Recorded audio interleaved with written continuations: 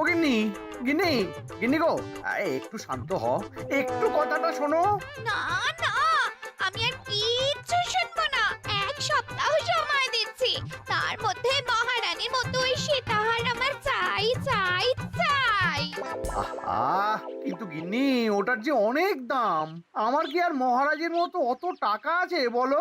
এই শোনো, তোমার কি আছে আর কি নেই তা আমার খুব ভালো করে জানা আছে, বুঝলে? কিন্তু গিন্নি, একটা কথা কান খুলে শুনে রাখো, এবারে যদি তুমি ওই সীতাহার আমাকে গড়িয়ে না দাও, আমি তাহলে চিরদিনের মতো বাপের বাড়ি চলে যাব। এই আমি বলে দিলাম। আচ্ছা ফাঁপড়ে পড়লাম আমি, কি যে করি। দূর, আর ভালো লাগে না।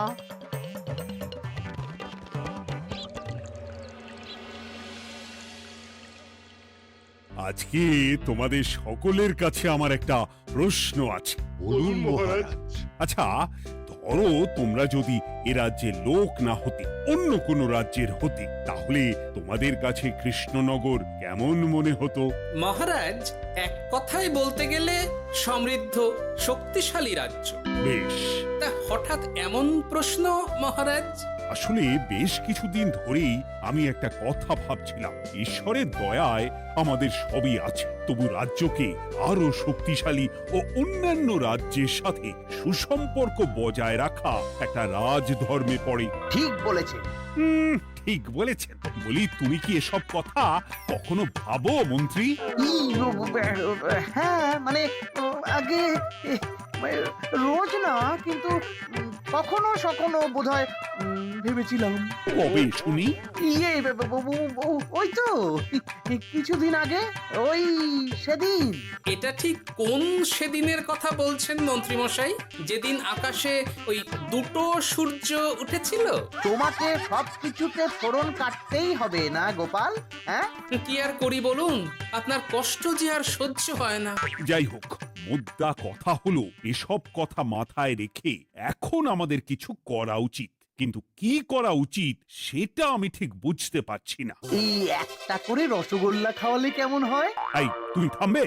মহারাজ, আমার কাছে একটা উপায় আছে। 10 দিনের একটা মিলন মেলার আয়োজন করলে কেমন হয়? খুব বাজে হবে। একটা মেলা কত ঝামেলার কাজ সেটা বোঝো? একেই কত খরচ, তার উপর আবার অনেক লোক। মোটেই না, এটা তো দারুণ বুদ্ধি দিয়েছো গোপাল। এমন কিছুই তো চাইছিলাম। দূর, আর সবকিছুই আমার বিপক্ষে মনে হয়। দিনটাই খারাপ, আমি বরং চুপই থাকি। তাহলে সবাই শোনো, 1 সপ্তাহ পর কৃষ্ণনগর এক বিরাট বড় মিলন মেলার আয়োজন করছে, আর তার জন্য লোকজনকে নিমন্ত্রণ করার কাজ দেখবে গোপাল। যথাজ্ঞা মহারাজ। আর মন্ত্রী, ভালো করে শুনে রাখো, মেলা প্রাঙ্গণ সাজানো, ঠিকঠাক নিরাপত্তা, এসব তোমার দায়িত্ব। আচ্ছা, কিন্তু বলছিলাম যে সবকিছু ভালো করে করতে গেলে খরচও তো।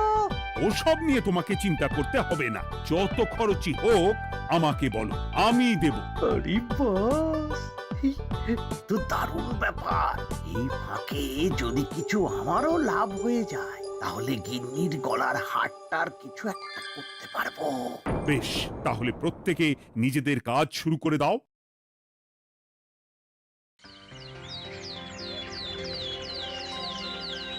শোনো শোনো শোনো, 1 সপ্তাহ পর কৃষ্ণনগর মেলা প্রাঙ্গণে অনুষ্ঠিত হতে চলেছে 10 দিন ব্যাপী মিলন মেলা। সকল গ্রামবাসীকে এই মেলায় আসার জন্য আমন্ত্রণ জানানো হচ্ছে। শোনো শোনো শোনো।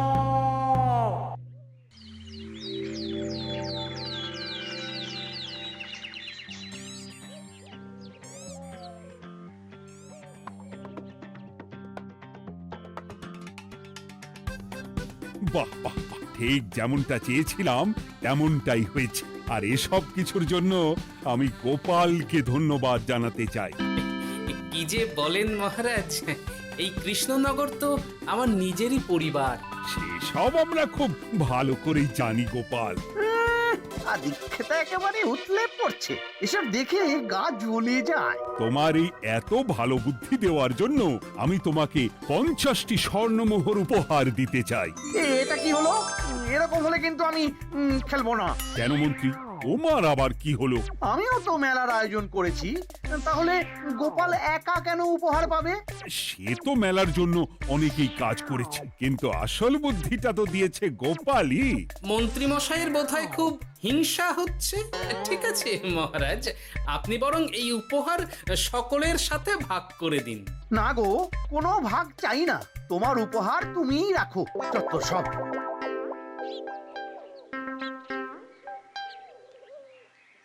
আমার কি এত খারাপ দিন এসেছে নাকি যে আমাকে গোপালের থেকে পুরস্কার নিতে হবে? অনেক হয়েছে। না না না, এবার আমাকেই কিছু ভাবতে হবে মনে হচ্ছে।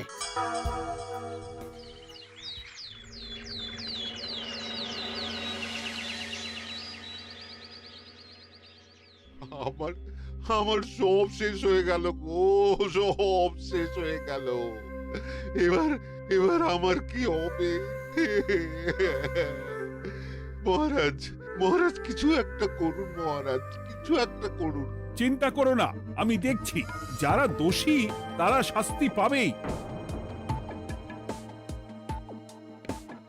কি শুরু হলো বলো তো হঠাৎ করে?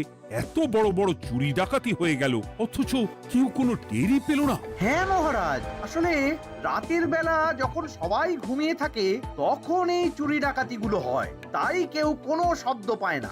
ভালো করে অনুসন্ধান করো, যে বা যারা এই কাজ করছে তাদের যত তাড়াতাড়ি সম্ভব ধরে ফেলতে হবে, নইলে তো আমাদের প্রজাদের অনেক ক্ষতি হয়ে যাচ্ছে। হ্যাঁ মহারাজ, আপনি কোনো চিন্তা করবেন না। কোথায় আনন্দ করে সব প্রজারা মেলা ঘুরবে তা নয়, আবার এই উটকো ঝামেলা। একটা কথা বলছি, কিছু মনে করবেন না। আসলে এই ঝামেলার কারণ হলো গোপাল। আমি ঠিক জানতাম কোনো না কোনো ভাবে আপনি আমাকে দোষ দেবেন। সত্যি তো, এসবের সাথে গোপালের কি সম্পর্ক? ওরই তো সম্পর্ক আছে মহারাজ। মেলা শুরু হলো আর তার সাথে চুরি ডাকাতিও। আর যদি গোপাল মেলার বুদ্ধিটা না দিত তাহলে রাজ্যে এত চুরি ডাকাতিও বাড়তো না। মানছি মন্ত্রী মশাই, মেলার বুদ্ধিটা আমার, কিন্তু মেলার নিরাপত্তা রক্ষা তো আপনার দায়িত্ব ছিল। যদি মেলা থেকেই এই ঝামেলা শুরু হয় তাহলে তো আপনার কাজেও ফাঁক আছে। মুখ সামলে কথা বলো গোপাল। আহ, তোমরা একটু থামবে? এখন নিজেদের মধ্যে ঝামেলা করার সময় নয়। সবাইকে একসাথে কাজ করে আসল চোর ডাকাতদের ধরতে হবে, তারপর বোঝা যাবে কার দোষ ছিল আর কার নয়। আগে মহারাজ।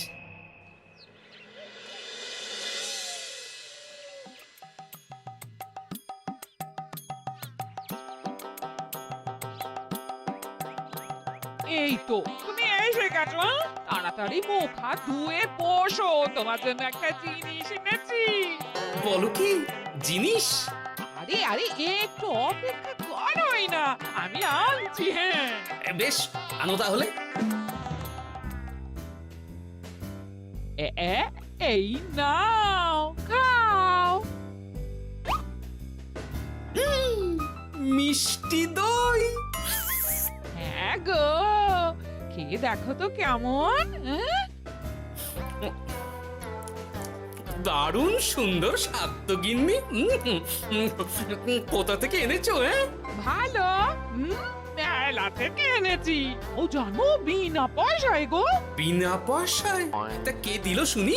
আরে সুজন দইওয়ালা, বড় ভালো ছেলে। শুধু আজ নয়, ও রোজই মানুষকে ভালোবেসে না বিনা পয়সায় দই খাওয়ায়। হ্যাঁ বাবা, বেশ অবাক করা কাণ্ড। আসলে সুজনের দেশের বাড়িতে অনেক জমি জমা, গরু মোষ আছে। ও তাই বলে ওর টাকা পয়সার নাকি কোনো দরকার নেই, তাই ও বিনা পয়সায় খাওয়ায়। হ্যাঁ বুঝলাম। বাবা, খুব ঘুম পাচ্ছে এখন। ও গিন্নি, শোনো না, আমি বরং একটা ঘুম দিই এখন, বুঝলে? তুমি বরং বিকেলে আমায় একটু ডেকে দিও, ওর কাজ আছে। আচ্ছা বেশ। তোমাদের জন্য সেটাই ভালো, কারণ এমনিতেই মহারাজ চোর ডাকাত ধরার জন্য প্রহরীর ব্যবস্থা করছে পুরো রাজ্যে। না না না, সে নিয়ে আপনি চিন্তা করবেন না।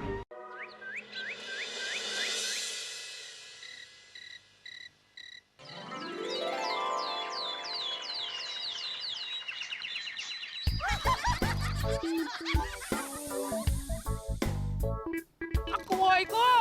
ওরে আর কতক্ষণ ঘুমোবে? সকাল তো হয়ে গেল। সে কি গিন্নি, সকাল? তোমাকে যে আমি কতবার বললাম আমাকে বিকেলে ডেকে দেবে। তা বলি কবেকার বিকেল? গতকালে না আজকে? তোমার বুদ্ধিতে কি বলে গিন্নি? আমার বুদ্ধি নিয়ে কথা বলো, আগে নিজের ঘুমকে দেখো। গতকাল বিকেল থেকে ডেকে ডেকে গলা ব্যথা হয়ে গেল, কিন্তু ওনার ঘুম আর ভাঙে না। হতেই পারে না। পারে না? ওদিকে কাণ্ড দেখো, রাতের খাবার পর্যন্ত পড়ে আছে। হ্যাঁ, আজব কাণ্ড। যাই হোক, অনেক দেরি হয়ে গেছে বুঝলে, আমাকে এক্ষুনি রাজসভার জন্য বেরোতে হবে।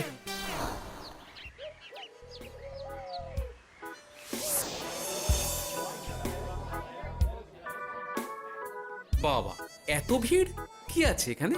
একটু কাছে গিয়ে দেখি তো।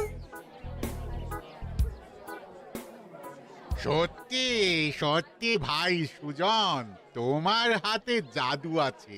এত সুন্দর মিষ্টি দই, এ স্বাদ ভোলার নয় ভাই। আচ্ছা, তাহলে এই হলো সুজন দইওয়ালা। ভালো মিষ্টি দই আছে, নেবে নাকি গো? পয়সা লাগবে না। জানি তো, সত্যি দারুণ স্বাদ এই দইয়ের। আমি খেয়েছি তো। তবে আজ নেব না গো, কাল এসে নিয়ে যাব। আচ্ছা আচ্ছা আচ্ছা।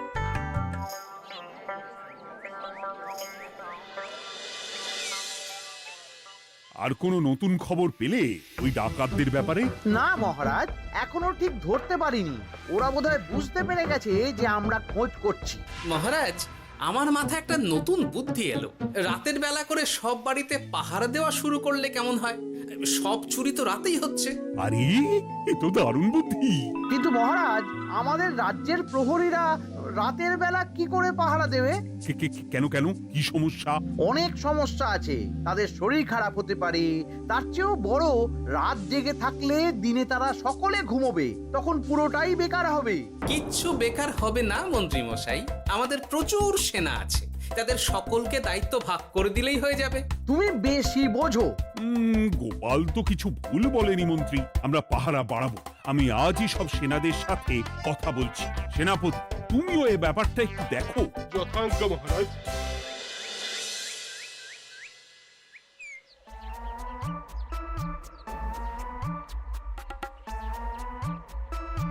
চোর ডাকাতদের ধরার জন্য যদি একটা সূত্রের হদিশ পাওয়া যায় তাহলেই কেল্লা ফতে, কিন্তু সেটাই পাওয়া যাচ্ছে না বলেই এত সময় লাগছে। আরে, ওটা মন্ত্রী মশাই মনে হচ্ছে না? আড়ালে দাঁড়িয়ে এরকম কার সাথে কথা বলছে? এবার আমি যা বলছি ভালো করে শোনো। আজ রাতে মেলার পিছনের দিকে যে মাঠটা আছে সেখানে চলে এসো। বাকি কথা ওখানেই হবে। এই জায়গা নিরাপদ নয়। বেশ রহস্যজনক ব্যাপার। মেলার পিছনের মাঠ বললো না? রাতে আমাকেও দেখতে হবে কি হয় সেখানে।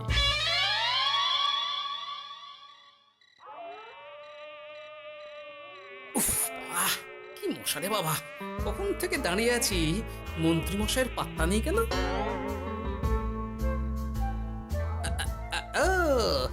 ওই তো চলে এসেছে।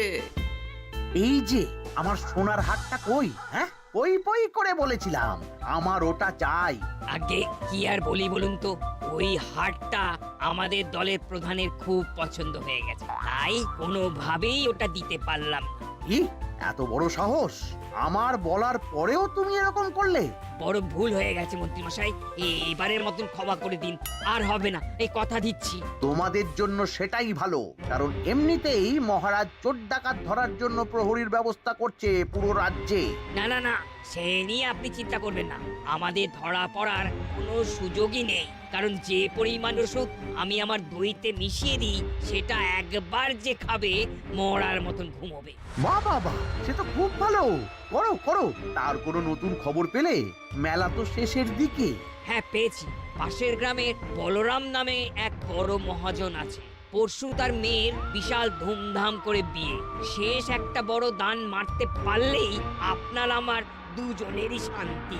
আচ্ছা, এই ব্যাপার তাহলে।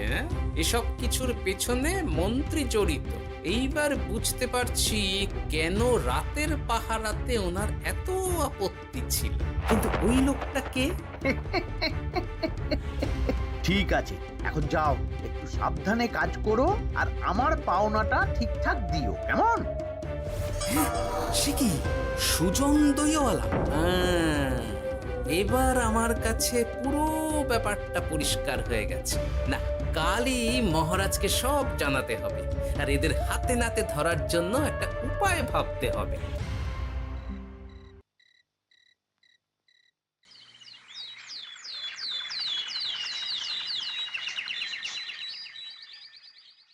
আরে এসো এসো, তোমার জন্যই তো অপেক্ষা করছিলাম। কি এমন জরুরি কথা আছে যে একান্তে দেখা করতে চাইলি? কোন মুখে বলি মহারাজ, সর্ষের মধ্যেই যখন ভূত তখন আর কি। মানে একটু খুলে বলো তো কি হয়েছে? আমাদের রাজ্যের এই এত বড় বড় চুরি ডাকাতির পিছনে কারা আছে সেটা আমি জানতে পেরে গেছি মহারাজ। হ্যাঁ, এ তো দারুণ খবর। তাহলে আমরা এখানে কি করছি? এখনই তাদেরকে গিয়ে বন্দি করি? না মহারাজ, আমাদের হাতে কোনো প্রমাণ নেই, তাই ওইভাবে বন্দি করতে পারবেন না। কেন বলো তো, কারা আছে পেছনে? সেটা আপনি নিজের চোখেই দেখে নেবেন পরে। তবে এটা জানিয়ে রাখি, আমাদের মন্ত্রী মশাইও যুক্ত আছেন। কি? আমাদের মন্ত্রী? এত বড় বিশ্বাসঘাতকতা! আমি এখনই নিজের হাতে ওকে বন্দি করতে চাই। না না না না মহারাজ, সেটা করলে বাকি ডাকাতদের ধরতেই পারবেন না। তাহলে উপায়? আমি জানতে পেরেছি এই ডাকাতদের পরের নিশানা হলো পাশের গ্রামের বলরাম মহাজনের বাড়ি। বলরাম মহাজন? কাল তোর মেয়ের বিয়ে, আমাদেরও তো নিমন্ত্রণ আছে সেখানে। তাহলে তো আরোই সোনায় সোহাগা। শুনুন মহারাজ, আমার মাথায় দারুণ এক বুদ্ধি এসেছে। সে কি? হ্যাঁ, আপনি কোনো চিন্তা করবেন না, আমি শুধু যা বলছি সেটা করুন, বাকিটা আমি সামলে নেব। তবে দেখবেন যেন মন্ত্রী মশাই এসবের কিচ্ছুটি টের না পায়। বেশ বেশ বেশ।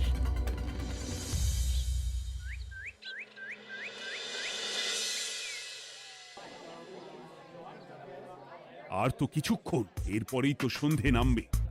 তোমার সবকিছু তৈরি তো? হ্যাঁ মহারাজ। আরে মহারাজ আর গোপাল কানে কানে এত কি কথা বলছে, আমাকেও জানতে হবে সেটা। ওই যে আসছে মরকটটা, আমার আর ওকে এক মুহূর্ত সহ্য হচ্ছে না। মনে হচ্ছে গুদুম গুদুম করে ওর মাথায় গাঁটটা মারি। শান্ত হন মহারাজ, দয়া করে শান্ত হন আর একটুখানি। তারপর আপনি মন্ত্রী মশাইয়ের সাথে যা ইচ্ছে করবেন। ওর আমি বরং অন্যদিকে যাই, মুখ দেখলেই আমার মাথাটা গরম হয়ে যাচ্ছে। সেই ভালো। কি হলো ব্যাপারটা? যাই হোক, আর তো কিছুক্ষণ, তারপর আমার বিশাল লাভ হবে। বরং ততক্ষণ আমি পেট পুজো করি।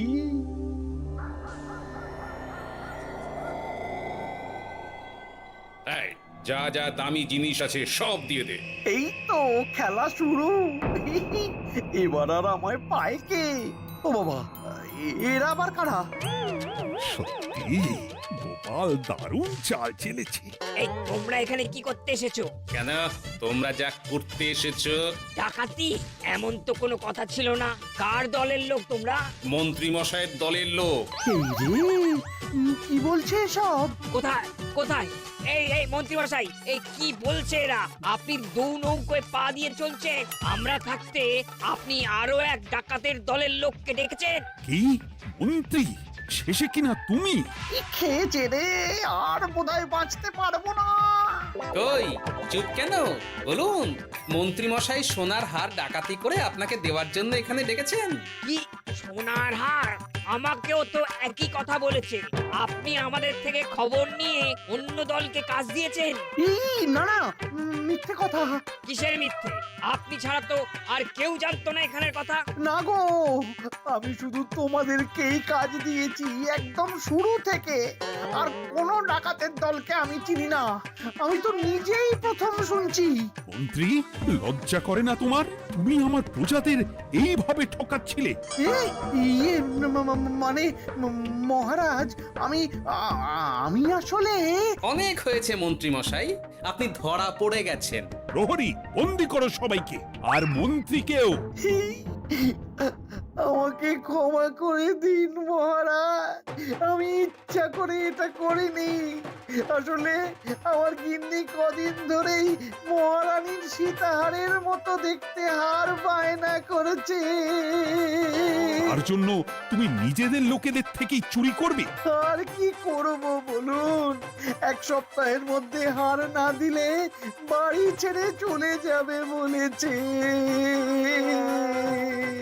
তাই আমি এখন আপনি যেটা করেছেন সেটা যদি আপনার গিন্নি জানতে পারে তাহলেও বাড়ি ছেড়ে চলে যাবে। শাস্তি তো তোমাকে পেতেই হবে মন্ত্রী। আয়, কে আছো? শোনো, মন্ত্রীকে মুখে কালি মাখিয়ে গাধার পিঠে বসিয়ে সারা রাজ্য ঘোরাও, এটাই ওর যোগ্য শাস্তি। আর গোপাল, তোমার বুদ্ধির প্রশংসা করতেই হয়। তোমার পুরস্কার আমি কাল রাজসভায় দেব। দূর দূর জীবনে